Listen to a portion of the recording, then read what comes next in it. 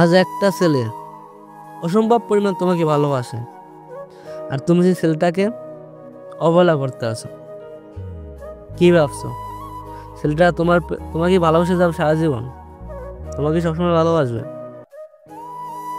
দেখো, মানে কথাতেই তো আছে, নরম কাদামাটি পুরোতে কিন্তু ইট হয়। নরম কাদামাটি পুরালেও কিন্তু ইট হয়। ছেলেটার মনটা ওই রকম, নরম কাদামাটির মতন। সে যখন পুড়তে পুড়তে ইট হয়ে যাবে। দেখো, অবহেলা করলে তো লোহায় মরিচা পড়ে, তাই না? আর সে তো একটা মানুষ ছিল, সে তো একটা মানুষ।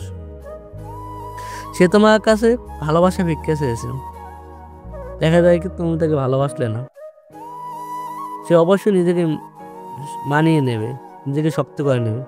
তখন তুমি আফসোস করবে যে কিভাবে এটা হলো, কিভাবে এটা হলো।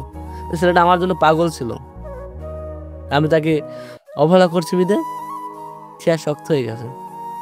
দেখো, তার ভালোবাসা তোমার কাছে যত্ন চেয়েছে, তার ভালোবাসা তার তোমার কাছে যত্ন চেয়েছে। তুমি তাকে অবহেলা করলে, যে না, ছেলেটা তো আমাকে যেমন ভালোবাসে আমার পিছিয়ে সারা জীবন পরে থাকবে,